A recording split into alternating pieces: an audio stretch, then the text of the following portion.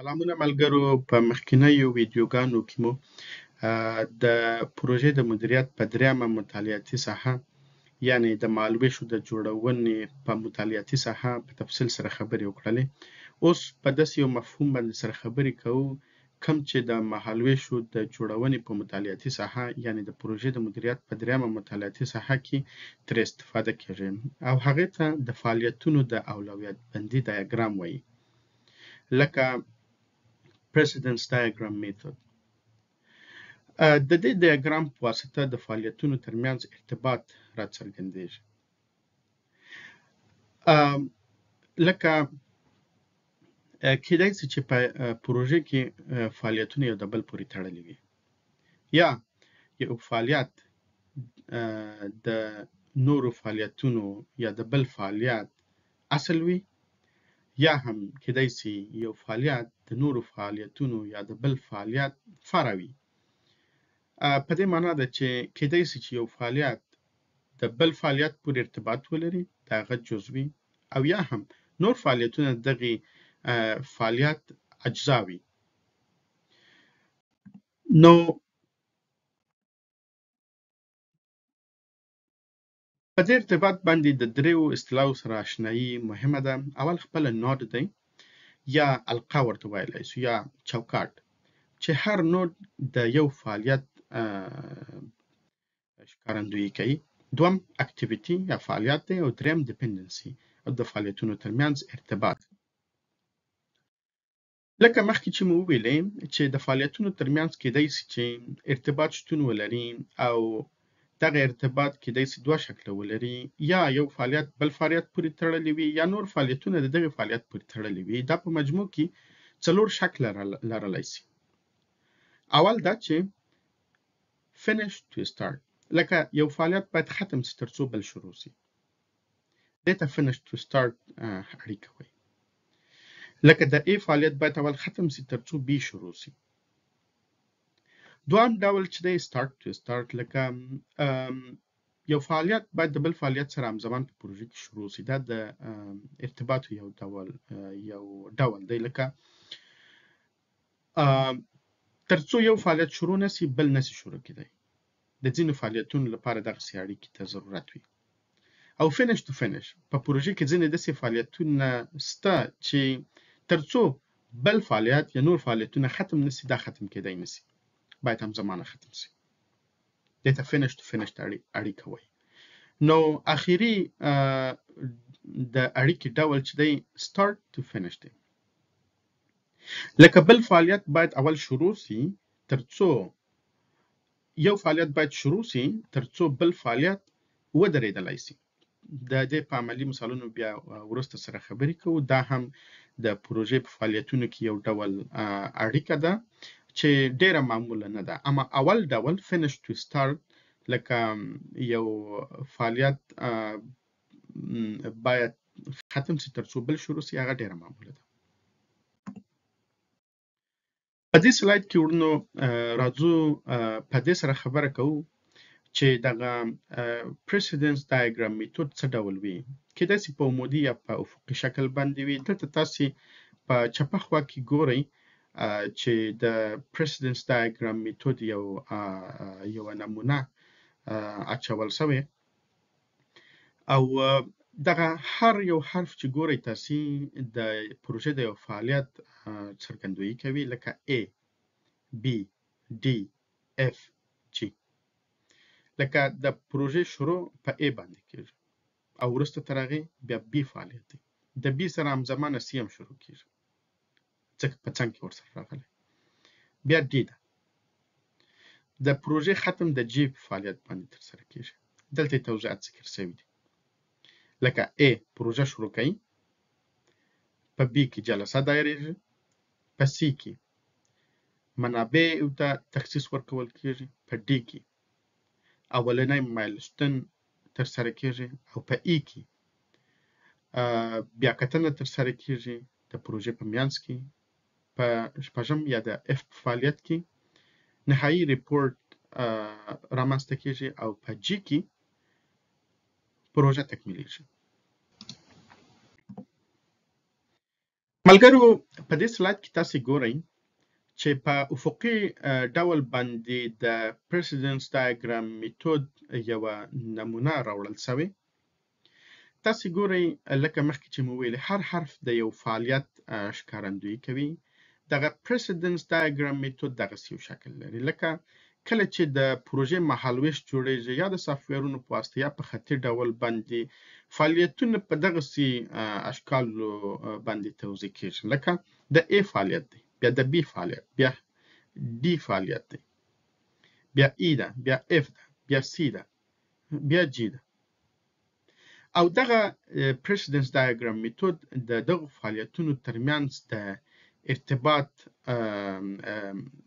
ډول هم ښکار کوي.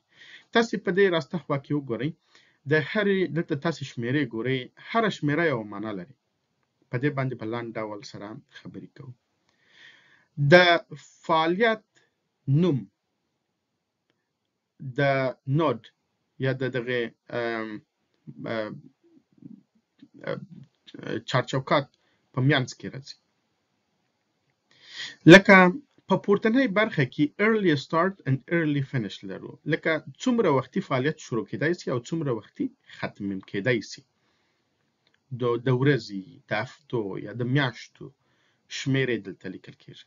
په میانس کې ډیوریشن لکه د فعالیت موده ده چې فعالیت څومره وخت نیسي. او په لاندنۍ برخه کې تاسو ګورئ late start and late finish، څومره ناوخته یو فعالیت شروع کېدای شي او څومره ناوخته یو فعالیت ختم کېدای شي. او په میانس کې ټوټل فلو. ټوټل فلو مهمه ده. په دې اړه باندې بیا په راتلونکي سلاید باندې په توضیح خبرې کوو، خو په لنډو الفاظو دومره ویلی شو چې دا د فعالیت ارتجاعیت دی، لکه څو ورځې یا څو هفتې یا څو میاشتې یا کېدای شي یو فعالیت څو کلونه ارتجاعیت ولري. نو تاسو ګورئ چې د صفر څخه اولنی فعالیت شروع کېږي، early start، د صفر څخه، لکه اولنی فعالیت چې دی A ده، شمیره یې صفر دی، په شروع کې ده. ډیوریشن موده یې 3 ورځې دی او ختم یې چې دی په 3مه ورځ ده. تر ټولو وختي چې دغه فعالیت شروع کېدای شي د پروژې په شروع باندې ده په اوله کې، او 3 ورځې ادامه لري او په 3مه ورځ باید ختم شي. او څومره ناوخته شروع کېدای شي په 2مه ورځ، په 3مه ورځ نه، دا فعالیت ارتجاعیت نه لري. په 0 ورځ باندې باید شروع شي، لکه په شروع کې باید شروع شي.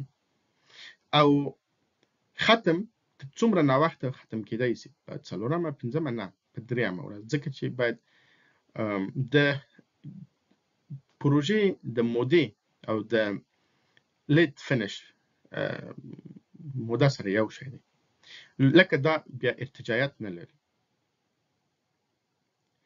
نو تاسو ګورئ په دوام فعالیت کې B کې هم لکه په 3مه ورځ باندې چې کله A فعالیت ختمیږي B فعالیت شروع کېږي، لکه دې ته finish to start اړیکه وایي. نو بیا هم د دې تر ټولو وختي چې دا فعالیت شروع کېدای شي په 3مه ورځ دی او تر ټولو ناوخته چې ختم کېدای شي، لکه تر ټولو وختي چې ختم کېدای شي هغه په 8مه ورځ باندې. تر ټولو ناوخته چې شروع کېدای شي فعالیت په 3مه ورځ باندې دی، لکه په دې کې ارتجاعیت شتون نه لري او په 8مه ورځ باید ختم شي. دغسې نور فعالیتونه. اما د A او د B ترمنځ تاسو ګورئ finish to start اړیکه شتون لري، یعنې یو فعالیت باید ختم شي چې B شروع شي. اما د B او د D ترمنځ بیا داسې یو ارتباط شتون لري، یعنې start to start، B او D باید همزمانه شروع شي، start to start وایي. او بیا هم د D او د E ترمنځ finish to start اړیکه ده، د E او د F ترمنځ بیا د start اړیکه شتون لري. نو دلته تاسو ګورئ چې د پروژې تړل هغه مهال را شروع کیږي چې کله C E او F ختم سي، لکه د دوی ترمنځ هم finish to start اړیکه شتون لري. ملګرو د فعالیت ټوټل فلو یا ارتجاعیت په دغه برخه کې لیکل کیږي، تاسو ګورئ زما کرسر. او اوس په بل سلاید کې په دې سره خبرې کوو چې دغه ټوټل فلو دوستانو لکه څنګه چې مو ویلې په دې سلاید کې په ټوټل فلو لکه د فعالیتونو په ارتجاعیت باندې سره خبرې کوو. د پروژې په فعالیتونو کې د پروژې د فعالیتو تثبیت فرمولا لري، لکه late start منفي early start او یا هم late finish منفي early finish. تاسو په القوب کې په چوکاټونو کې د پروژې فعالیتونه وکتل چې لکه څه وختونه ورته ټاکلی شو، څومره وختي شروع کېدای شي، څومره وختي ختم کېدای شي، څومره ارتجاعیت لري نه. نو دلته دغه فرمولا څخه استفاده کولی شو ترڅو معلومه کړو چې یو فعالیت ارتجاعیت لري او که نه. نو دلته راځو په دې سره خبره کوو. ګورئ که چیرې د دې فرمولا څخه استفاده وکړو او د فعالیت شمیرې دلته واچوو، په نتیجه کې که چیرې دغه د فعالیت ارتجاعیت صفر وي، په دې معنا ده چې فعالیت په کریټیکل پاد کې قرار لري، یعنی ارتجاعیت نه لري. په کریټیکل پاد باندې بیا سره خبرې کوو، دا د پروژې د تطبیق هغه لنډ مسیر دی. او که چیرې ټوټل فلو لویه وي تر صفر، لکه یوه شمیره په مثبت ډول شتون ولري ورته، په دې معنا ده چې فعالیت ارتجاعیت لري. او که چیرې د ټوټل فلو یا د ارتجاعیتو شمیره منفي وي او یا هم خپله د صفر نه کښته وي، په منفي شمیرو کې وي، پروژه په خپله شاته پاتې ده.